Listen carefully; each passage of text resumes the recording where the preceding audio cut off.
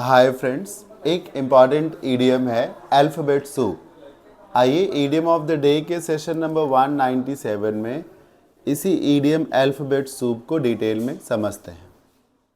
देखिए, alphabet soup basically इसका meaning है एक कॉम्प्लेक्स मिक्सचर ऑफ थिंग्स, मतलब जिसमें 10 तरीके की चीज़ें मिली हुई हों। स्पेशली आप इसे किसी इंस्ट्रक्शन के लिए या किसी लैंग्वेज के लिए रिलेट कर सकते हैं। मतलब एक ऐसी लैंग्वेज जिसमें इतने सारे साइंस हों, इतने सारे स्पेशल सिंबल्स हों कि आप उसे आसानी से कॉम्प्रिहेंड ही ना कर पा रहे हो, तो वो लगे कि अल्फ़ाबेट सूप बन गया। सूप क्या है? Soup is a liquid diet, liquid food है वो, जिसमें कई सारी चीज़ें मिली हुई हो सकती हैं।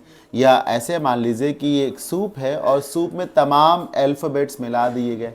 अब अगर एक ही या एक दो टाइप के अल्फ़ाबेट्स मिले हों तो आप समझ सकते हैं, एक दो टाइप के आइटम्स मिले हों तो समझ सकते हैं। अब अगर n नंबर ऑफ आइटम्स मिला दिए जाए तो समझ में आएगा कि क्या क्या है? नहीं आएगा ना।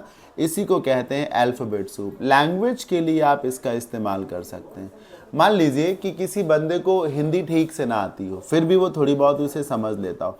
अब उसे ना एक एक पेज दे दिया जाता है पढ़ने को। अब उसमें हिंदी के कुछ वर्ड्स तो हैं ही, कुछ संस्कृत के भी वर्ड्स हैं और तो और कुछ उर्दू के भी वर्ड्स हैं। अब उसके लिए हिंदी को समझना तो भारी ही था, अब उसमें संस्कृत और उर्दू भी घुस गई, तो it has become an alphabet soup, right. वो एक अल्फाबेट सूप बन गया उसके लिए। अब वो समझ नहीं पा रहा कहाँ क्या लिखा है, what does it mean, what does it intend to. तो ये हो गया अल्फाबेट सूप। जैसे सड़कों पे बहुत सारे शाइन बोर्ड्स लगे होते हैं, इंस्ट्रक्शंस के बोर्ड्स लगे होते हैं।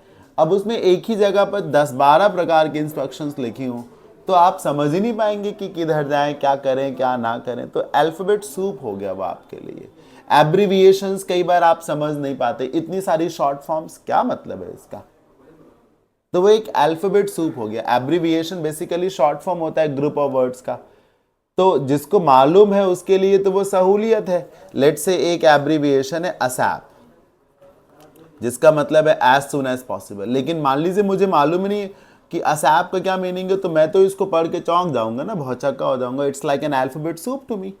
तो something which is incomprehensible to you, something which is a mixture of an number of items, specially language के लिए, वर्ड्स के लिए हम इसका इस्तेमाल करते हैं। एग्जाम्पल से समझते हैं। I am an Indian and I do not understand any other language except Hindi and English, so the instructions in Chinese were like an alphabet soup to me.